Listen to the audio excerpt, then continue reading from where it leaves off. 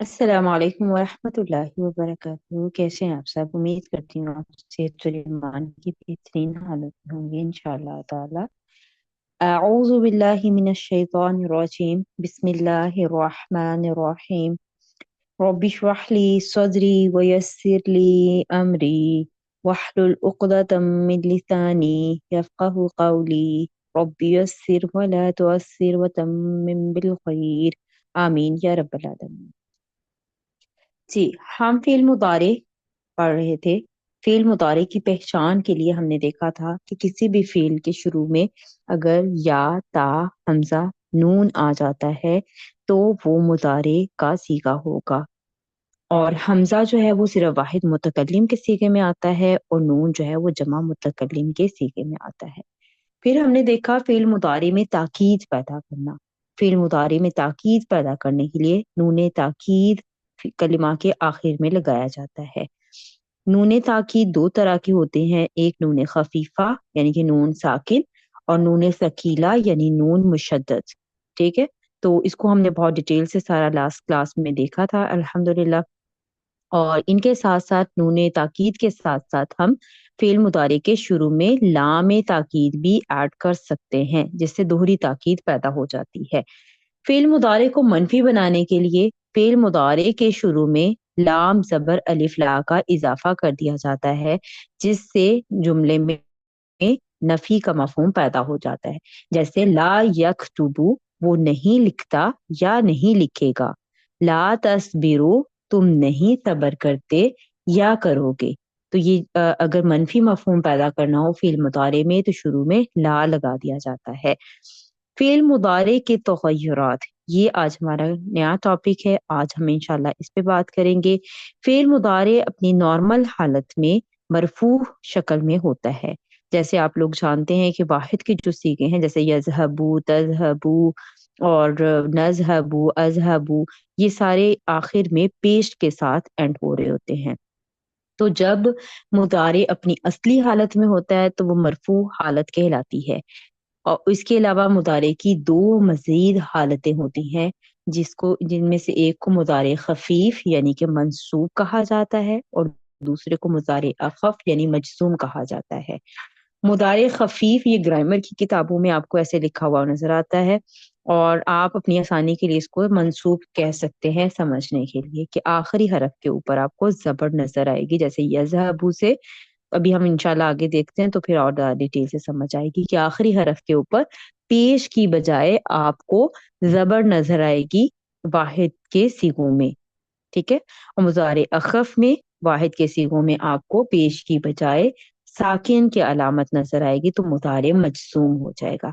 अब यहाँ पर हमने तीन तरह की मुजारे की टाइप पढ़ ली। एक नॉर्मल मुजारे जो एंड होता है पेश पे, और मुदारे खफीफ यानी ये मुदारे खफीफ का मतलब है मंसूब हालत और मुदारे अखफ का मतलब है मजसूम हालत मुदारे की। जी, फेल मुदारे को मंसूब करने के लिए कुछ हरूफ इस्तेमाल होते हैं, जिनमें से कुछ यहाँ पर मेंशन है। लन, अन, कई, इज़न, ये चार हरूफ हैं जो फेल मुदारे को मंसूब करने के लिए इस्तेमाल होते हैं। हत्ता और लाम ये भी इस्तेमाल होते हैं, लेकिन हम ज्यादा इन चार पे बात करते हैं। ठीक है, तो अभी हम एक एक करके देखते हैं कि इन हरूफ से फेल मुदारे पे क्या असर पड़ता है और फिर इन इन दोनों यानी कि मुदारे और इन हरूफ के मिल जाने से मतलब पर क्या असर पड़ता है, वो इंशाल्लाह एक एक करके हम देखते हैं। सबसे पहले हम देखते हैं कि रेगुलर फेल मुदारे की गर्दान जहाबा फेल की बा फा से, वो हम देखते हैं एक नजर। यजहबू, और यहाँ पर देखें वाहिद के सीगे एक कैटेगरी में हमने कर लेने हैं, यजहबू, तजहबू, तजहबू और अजहबू और नजहबू। ये पांच सीगे जो भी मैंने बोले हैं ये आपने एक साइड पे कर लेने हैं एक कैटेगरी में।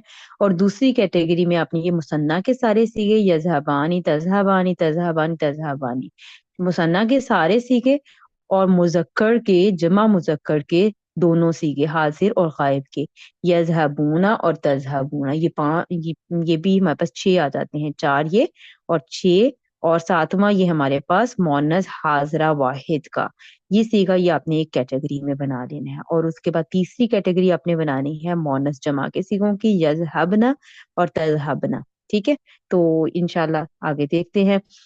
اب مضارع منصوب، یہ ریگولر مضارع کی گردان تھی پیچھے والی جو بھی ہم نے دیکھی ہے، مضارع منصوب سے گردان میں کیا فرق پڑے گا؟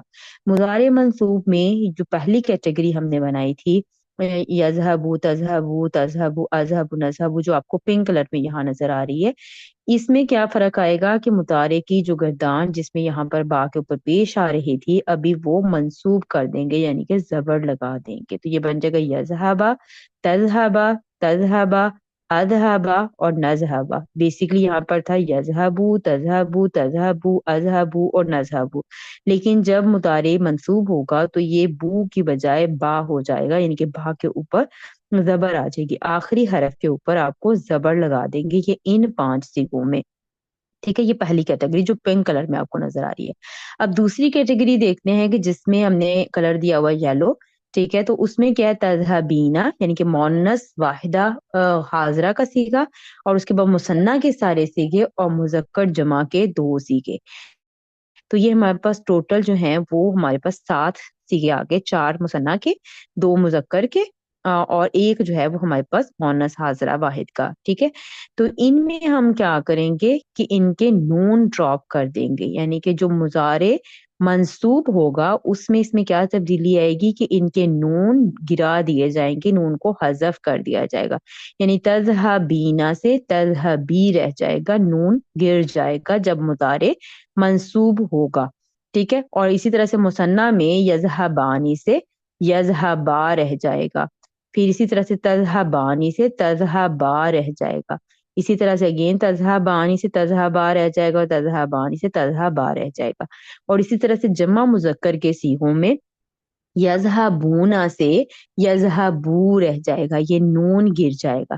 جب یہ نون گرے گا تو واو جب بھی جمع کی علامت سمجھی جائے تو اس کے بعد ایک الف رسم الخط کے طور پر لکھا ہوا نظر آتا ہے، جیسے کہ آپ کو فعل ماضی کے صیغوں میں بھی آپ دیکھیں کہ 3rd صیغے میں آپ ایک الف لکھتے ہیں، قرآن پاک میں جب بھی واو جمع کا نظر آئے گا تو اس کے بعد ایک الف آپ کو رسم الخط کے طور پر نظر آئے گا، یہ نون ڈراپ ہو جائے تو اس کے بعد ایک الف آپ یہاں پر ایڈ کر دیں گی۔ ٹھیک ہے، تو یذہبو ہو جائے گا یہ ورڈ، تو مطلب نون گر گیا اس کا، اسی طرح سے تذہبون سے تذہبو ہو جائے گا۔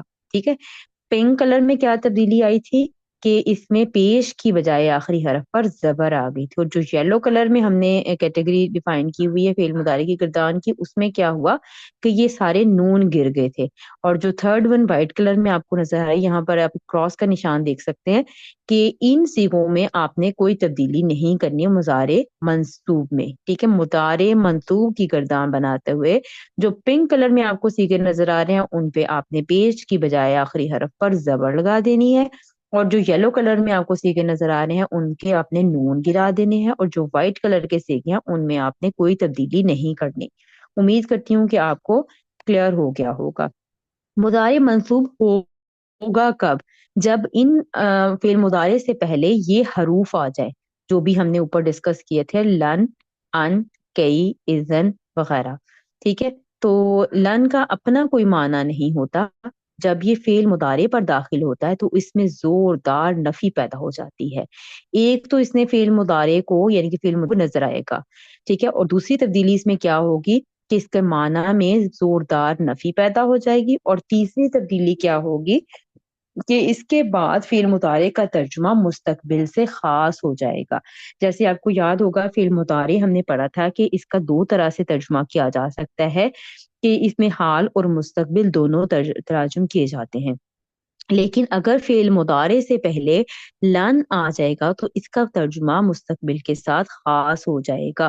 جیسے ابھی ہم مثال آ کے دیکھتے ہیں انشاءاللہ، جیسے یہ ہم لن آ جائے فعل مضارع کی گردان سے پہلے تو یہ ہو جائے گا لن یذهبا، پہلی تبدیلی اس نے کیا کی کہ اس نے آخری حرف کو یعنی کہ پیش کی بجائے زبر کر دیا، یعنی کہ مضارع منصوب ہو گیا، تو یہ یذهبا ہو گیا۔ ترجمے میں تبدیلی کیا ہوگی؟ ایک تو یہ زوردار نفی پیدا کرے گا، ہرگز نہیں کا مفہوم دے گا، اور دوسری تبدیلی کیا ہوگی کہ یہ حال کی بجائے ترجمہ مستقبل میں کرے گا، اگر ریگولر فعل مضارع ہوتا تو یذهبو ہوتا اور ترجمہ ہوتا وہ جاتا ہے یا جائے گا، لیکن لن کے آ جانے کی وجہ سے تبدیلی کیا آئی، وہ ہرگز نہیں جائے گا۔ اب جاتا ہے کا ترجمہ ہم نہیں کریں گے، یعنی کہ حال کا ترجمہ نہیں کریں گے، ہم صرف اور صرف مستقبل کا ترجمہ کریں گے۔ وہ ہرگز نہیں جائے گا۔ لن تذهبا وہ ہرگز نہیں جائے گی۔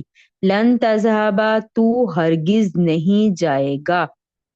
ٹھیک ہے، تو یہ ہرگز نہیں جائے گا کا ترجمہ آئے گا، جاتا ہے کا ترجمہ نہیں آئے گا۔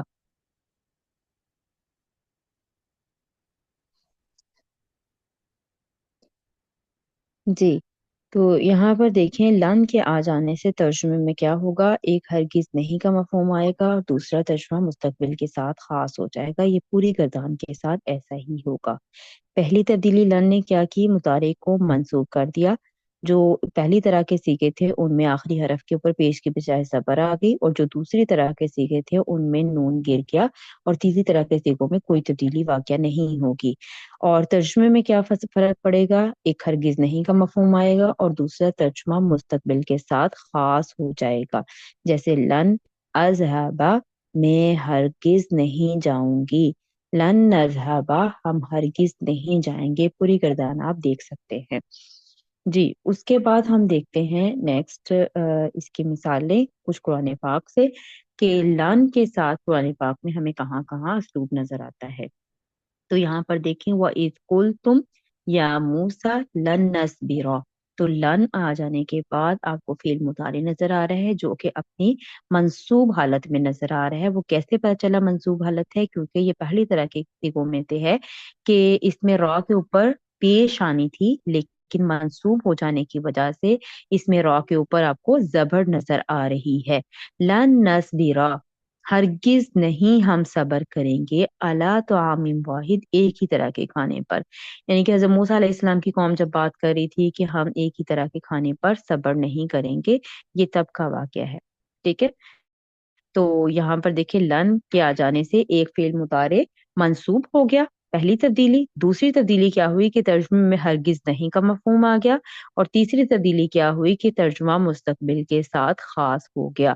اسی طرح سے سورہ البقرہ کی ایک اور آیت ہے، آیت نمبر 111، تو وہاں پر بھی ایک مثال لکھی ہوئی ہے، لن ید خلا، ٹھیک ہے، لن ید خل الجنت، تو یہاں پر بھی یہی ہو رہا ہے کہ لن کے آ جانے کے بعد فعل مضارع آپ کو منصوب حالت میں نظر آ رہا ہے۔ منصوب ہے کیسے پتہ چلا، کیونکہ آخری حرف پر پیش کی بجائے آپ کو زبر نظر آ رہی ہے، اور یہ بھی پہلی طرح کی پہلی کیٹیگری کے صیغوں میں سے ہے۔ ٹھیک ہے، تو لن یدخلا تو زبر آپ کو نظر آ رہی ہے، تو اس نے پہلی تبدیلی کیا کی، مضارع کو منصوب کر دیا۔ دوسری تبدیلی اس نے کیا کی کہ ہرگز نہیں کا مفہوم دے دیا، اور تیسری تبدیلی کیا کی کہ ترجمہ مستقبل کے ساتھ خاص ہو گیا۔ اس کے بعد ہم آگے ایک اور سورت میں اس کی پریکٹس دیکھ لیتے ہیں کہ لن کے آ جانے کے بعد تنفعکم، تنفع فعل تھا، فعل مضارع تھا، اور یہ ہونا چاہیے تھا تنفعو، عین کے اوپر پیش ہونی چاہیے تھی، لیکن لن کے آ جانے کی وجہ سے مضارع منصوب ہو گیا، تنفع ہو گیا، اور آگے کم فعل کے ساتھ جب بھی ضمیر اٹیچ آئے گی تو وہ مفعول بن کر آئے گی، اسم کے ساتھ جب ضمیر اٹیچ آئے گی تو وہ مرکب اضافی بن کے آئے گی، جیسے آگے ہمیں نظر آ رہا ہے ارحام کم، ارحام ہمارے پاس اسم ہے اور آگے کم اٹیچ ضمیر ہے، تو یہ مرکب اضافی بن رہے ہیں، اور مرکب اضافی آپ کو مرفوع حالت میں نظر آ رہا ہے۔ فعل اپنے فائل یعنی کہ ارحامکم، کیونکہ یہ مرفوع ہے تو یہ فائل بن رہا ہے، ارحامکم فائل اور کم مفعول کے ساتھ مل کر یہ جملہ فعلیہ ہو رہا ہے، لیکن چونکہ آگے واؤ جو ہے وہ عاطف آ رہا ہے تو اس کو بھی ساتھ جوڑ لیتے ہیں، ولا اولادکم، تو لا نافیہ ہے، اولادکم اولاد پھر اسم ہے، اور اسم کے بعد ضمیر اگر آئے تو مرکب اضافی بنتی ہے، اور مرکب اضافی کی جو اعرابی حالت ہے وہ ہمیں مرفوع نظر آ رہی، کیونکہ مضاف سے ہمیں پتہ چلتا ہے کہ اس کی اعرابی حالت کون سی ہے۔ تو یہ معطوف علی ارحامکم اور معطوف اولادکم، یہ دونوں مل کر مرکب عطفی ہو کر تنفع فعل کے فاعل بن گئے، اور تنفع فعل چونکہ چوتھا صیغہ ہے تو اس وجہ سے فاعل جو ہے وہ ظاہر ہو سکتا ہے، تو یہاں پر فاعل جو ہے وہ ظاہر آیا ہوا، اور کم جو ہے وہ ضمیر کی صورت میں مفعول آیا ہوا ہے۔ ٹھیک ہے.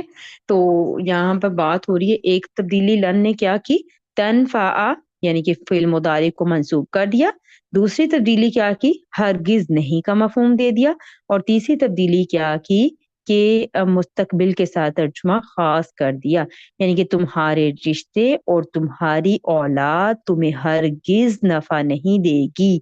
کب نفع نہیں دے گی؟ یوم قیامہ. وہ آگے پوری آیت اگر ہم کریں تو پھر اس کے بعد ہم اس کو اچھی طرح سے انالائز کر سکتے ہیں. لیکن یہاں پر دیکھیں کتنا زور ہے اس بات میں اور کتنی تاکید ہے کہ ہرگز نہیں تمہیں فائدہ دے گی، تمہاری اولاد اور تمہارے رشتے تمہیں ہرگز ہرگز نہیں کوئی بھی فائدہ یا کوئی بھی نفع نہیں دے گی. چلیں آگے دیکھتے ہیں. جو دوسرا حرف تھا حروف ناصبہ کے طور پر وہ ان تھا. ان کو حروف ناصبہ بھی کہا جاتا ہے اور حرف مصدر بھی کہا جاتا ہے. ٹھیک ہے. مصدر کیا ہوتا ہے؟ مصدر اسم کا کسی بھی کام کا نام ہوتا ہے. جیسے ہم اسم کی ڈیفینیشن پڑھتے ہیں تو ہم کہتے ہیں کسی چیز، شخص، جگہ یا کام کے نام کو اسم کہتے ہیں. تو مصدر بیسیکلی اسم ہوتا ہے اور کام کا جو نام ہوتا ہے وہ مصدر ہوتا ہے. کام اگر کسی زمانے کے ساتھ ہو، یعنی کہ کام کا نام کسی زمانے کے حوالے سے ہو، یعنی کہ ماضی، حال اور مستقبل کے ساتھ ہو تو وہ فعل بن جاتا ہے. اور اگر وہ زمانے کی قید سے دور ہو تو وہ یعنی کہ اس میں ماضی، حال، مستقبل وغیرہ کا ذکر نہ ہو تو وہ مصدر ہوتا ہے، یعنی کہ وہ اسم ہوتا ہے. جیسے پڑھنا. ٹھیک ہے. پڑھنا ایک کام ہے. ٹھیک ہے. کام کا نام ہے. اگر صرف پڑھنا ورڈ استعمال کیا جائے تو وہ مصدر ہوگا، یعنی کہ وہ اسم ہوگا. لیکن اگر میں کہوں کہ میں پڑھ رہی ہوں، ٹھیک ہے، یا میں پڑھوں گی، اب اس میں زمانہ اگر میں نے ڈال دیا تو وہ فعل بن جائے گا، وہ اسم سے فعل میں کنورٹ ہو جائے گا. تو مصدر بیسیکلی اسم ہوتا ہے اور اس میں فعل کی قید یعنی کہ زمانے کی قید ختم ہو جاتی ہے. تو ان جو ہے یہ حرف مصدر بھی کہلاتا ہے کیونکہ ان کے آ جانے کے بعد فعل مضارع منصوب ہو جاتا ہے. اور فعل مضارع جب منصوب ہو جائے گا تو اس میں سے فعل کا یعنی کہ جو ظاہری طور پر آپ کو فعل نظر آ رہا ہوگا، لیکن ترجمہ کرتے ہوئے ہم اس کو مصدریہ ترجمہ کریں گے. مصدریہ ترجمے سے مراد یہ ہے کہ اس میں سے ہم زمانے کی قید نکال دیں گے، یعنی کہ وہ خاص نہیں ہوگا مستقبل سے نہ ہی حال سے، بلکہ اس میں سے زمانے کی قید نکل جائے گی. ان کے بعد اگر جو بھی فعل آ رہا ہو ان دونوں کو مجموعے کو ہم مصدر معول کہتے ہیں. ٹھیک ہے. ان پلس فعل، جو بھی فعل ہمارے پاس فعل مضارع کا صیغہ آ رہا ہوگا اس کو ہم کیا کہیں گے؟ مصدر معول. مصدر کیا ہوتا ہے؟ کام کا نام ہوتا ہے جس میں کوئی زمانہ نہیں ہوتا لیکن وہ اسم کس طرح ہمیں نظر آتا ہے. ٹھیک ہے. یہ ان ایکچوئل مصدر نہیں ہے، مصدر معول ہے، یعنی کہ مصدر کی طرح کام کرتا ہے. اس کا ترجمہ مصدریہ ہوگا. ان کے بعد اگر فعل آ جائے تو اس کا ترجمہ مصدریہ ترجمہ ہم کریں گے. یہ انشاءاللہ ہم آگے دیکھتے ہیں، پریکٹس کرتے ہیں تو پھر پتہ چلتا ہے. اور ایک اور امپورٹنٹ بات کہ ان اور فعل کے بعد، فعل مضارع کے بعد جب یہ مصدر معول بن جاتا ہے تو اس کے بعد یہ جملہ اسمیہ ہوگا تو اس میں مبتدا اور خبر بن سکتا ہے، اور اگر جملہ فعلیہ ہوگا تو اس میں فاعل اور مفعول بن سکتا ہے. یعنی کہ آپ کہہ سکتی ہیں کہ ان پلس فعل یہ ان ایکچوئل کوئی جملہ نہیں ہوتا بلکہ جملے کا کوئی حصہ بن سکتا ہے.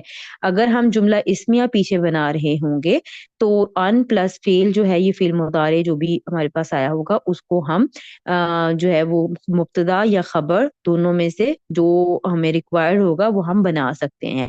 اور اگر جملہ فعلیہ بنا رہے ہوں گے تو ہم فاعل اور مفعول جو ہمیں چاہیے ہوگا ہم اس کو بنا سکتے ہیں. ہم دیکھیں گے انشاءاللہ اس کی پریکٹس جب کریں گے تو پھر ہمیں اور چیزیں اچھی طرح سے سمجھ آئیں گی. ایک مثال دیکھ لیتے ہیں. آیت نمبر ہے 67 سورہ البقرہ ان کے ساتھ. وَإِذْ قَالَ مُوسَىٰ لِقَوْمِهِ إِنَّ اللَّهَ يَأْمُرُكُمْ أَن تَذْبَحُوا بَقَرَةً، اور جب کہا موسیٰ علیہ السلام نے اپنی قوم سے، ان اللہ بے شک اللہ، یأمرکم تمہیں حکم دیتا ہے، ان تذبحوا بقرہ کہ تم ایک گائے ذبح کرو. ٹھیک ہے. تو یہ آپ کو ترجمہ لکھا ہوا ایسا نظر آ رہا ہے. تو اب دیکھتے ہیں. ان ہم نے کہا کہ ان کو حرف مصدر بھی کہہ سکتے ہیں اور حرف ناصبہ بھی کہہ سکتے ہیں جو مضارع کو منصوب کرتے ہیں. تو یہاں پر ورڈ تذبحوا جو ہے فعل مضارع کا صیغہ تھا. بیسیکلی یہ فل کمپلیٹ جو صیغہ تھا وہ تھا تذبحون.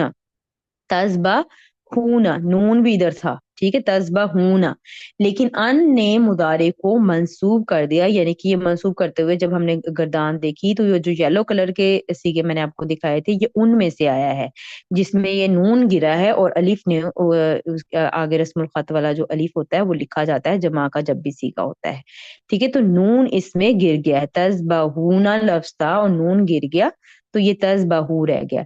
अन ने पहला काम किया, क्या, मुदारे को मंसूब कर दिया। अब अन प्लस मुदारे यानी कि जो फेल है अन प्लस फेल ये मजदर मुअव्वल बन गया, और अब मजदर मुअव्वल बन के ये फिर अब कुछ बनेगा, ये भी मैं आपको तरकीब थोड़ी सी करके बताती हूँ, ठीक है। तस्बाहू फेल है और फेल के अंदर से ही हम फाइल निकालेंगे, ता लगा हुआ है तो इट मीन कि हाँ अंतुम की फाइल निकालेंगे, और ऊना था ना तो इसलिए हमें पता चल रहा है कि ये जो है वो मुजक्कर का सीगा था, तो अंतुम इसकी फाइल होगी, और बाकारातन आपको नकरा इसम नजर आ रहा है और मंसूब नजर आ रहा है, तो तस्बाहु फेल, अंतुम फाइल, और बाकारातन जो है वो मफूल बन गया, और ये जुमला फेलिया पूरे का पूरा अन के साथ मिलकर ये मजदर मुअव्वल बन गया, ठीक है। मजदर मुअव्वल बन गया। अब मैंने आपको पहले भी कहा था मजदर मुअव्वल बन जाने के बाद अब जुमला अगर फेलिया बन रहा होगा तो फाइल और मफूल बना सकते हैं, और अगर जुमला इस्मिया बन रहा होगा तो हम उसको मुब्तदा और खबर बना सकते हैं। तो यामुरू पीछे की तरफ आते हैं थोड़ा सा, यामुरू फेल है, ठीक है, और हुआ इसके अंदर फाइल होगी और कुम मफूले भी ही हो गया, और अमारा यामुरू दो फेल चाहता है यानी कि हुक्म देना, किसको हुक्म दिया और क्या हुक्म दिया। अब किसको हुक्म दिया वो तो यहाँ पर कुम की सूरत में आपको नजर आ गया है, लेकिन क्या हुक्म दिया वो यहाँ पर अन तस्बहू बकारातन के साथ नजर आ रहा है, ठीक है। तो इट मीन कि ये मजदर मुअव्वल होकर या मुरू फील का दूसरा मफूल बना, ठीक है। तो जैसे मैंने आपको कहा था कि अन प्लस फेल और मिलकर मजदर मुअव्वल बन जाएंगे, और फिर जुमला फेलिया में फाइल और मफूल बन सकते हैं, और अगर जुमला इस्मिया बन रहा होता तो हम उसको मुब्तदा या खबर बना सकते थे। तो यहाँ पर ये मफूल बना या अमुरु फेल के लिए, या अमुरु फेल हुआ फाइल कुम मफूल अव्वल और अन तस्बहु बकायतन ये मफूल सानी। और तर्जुमा क्या होगा कि बेशक अल्लाह तुम्हें हुक्म देता है, ठीक है। क्या हुक्म देता है कि तुम्हारा गाय को जिबा करना, कि तुम गाय को जिबा करो, ये हुक्म देता है, ठीक है। तुम्हारा गाय को जिबा करने का हुक्म देता है।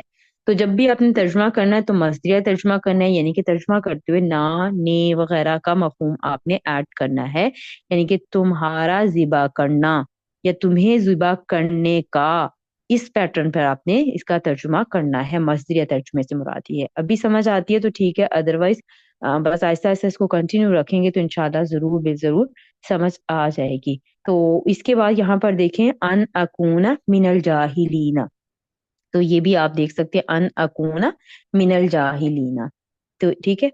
तो अब हम आगे देखते हैं थोड़ा सा, सूरह अल बकरा 216 आयत है, तो यहाँ पर देखें अन आया हुआ है और तकरहू, तकरहूना था यहाँ पर भी मुजारे मंसूब हुआ है, नून गिर गया है, कि तुम्हारा नापसंद करना, ठीक है। अब जब मजदरिया तर्जुमा करेंगे तो क्या होगा कि तुम्हारा नापसंद करना एक चीज को, और वो चीज तुम्हारे लिए बेहतर हो, और मुमकिन है कि तुम्हारा किसी चीज को पसंद करना लेकिन वो चीज तुम्हारे लिए बुरी हो। वल्लाहु यालमु, और अल्लाह खूब खूब जानता है, व अंतुम ला तालमून, और तुम नहीं जानते। यानी कि यहाँ पर ये बात हो रही है कि तुम्हारा किसी चीज को पसंद करना हो सकता है वो तुम्हारे लिए बेहतर ना हो, और कोई ऐसी चीज जो तुम्हें ना पसंद हो और वो तुम्हारे हक में बेहतर हो, तो मतलब इस तरह की बात यहाँ पर रखी जा रही है। तो यहाँ पर देखें कि पहली तब्दीली अन ने क्या की कि मुदारे को मंसूब कर दिया, दोनों सूरतों में यहाँ पर भी और यहाँ पर भी आपको नून गिरा हुआ नजर आ रहा है, मुदारे मंसूब हो गया, और तर्जुमा क्या हो गया, अन प्लस फेल मजदर मुअव्वल बन गया, और मजदर मुअव्वल का तर्जुमा होकर और असा के लिए फिर ये जो है वो कुछ ना कुछ बना है, ठीक है। तो बाकी फिर हम जब ये डिटेल में तरकीब करेंगे तो इंशाल्लाह इन चीजों को देखेंगे। अन प्लस फेल ये मजदर मुअव्वल हो गया, और तर्जुमा भी मजदरिया करेंगे, यानी कि तुम्हारा पसंद करना, इस तरह से तर्जुमा करेंगे, करना करने वगैरह का हम तर्जुमा जरूर साथ लेकर आएंगे। ٹھیک ہے، اور اس کے بعد پھر ہمارے پاس ایک سورہ البقرہ آیت نمبر 184 آ گئی ہے. تو اس میں بھی دیکھیں کہ آپ کو نظر آ رہا ہے وَأَن تَصُومُوا خَيْرٌ لَكُمْ. تو یہاں پر دیکھیں اور تمہارا روزہ رکھنا بہتر ہے تمہارے لیے.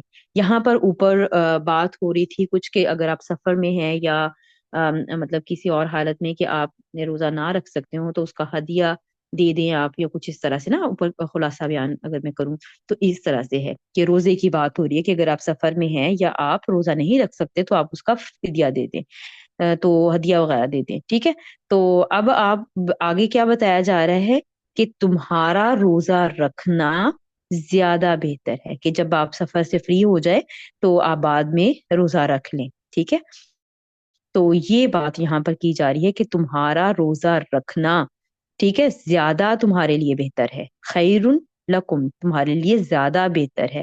تو یہاں پر یہ بات اس طرح سے بتائی جا رہی ہے. اور ان پلس تسومونا، مونا تھا، نون گر گیا، منسوب ہو گیا، پہلی تبدیلی. اور دوسری تبدیلی کیا ہوئی کہ ترجمہ مصدر مصدریہ ہو گیا، اور یہ دونوں مصدر معول یعنی کہ بن گئے.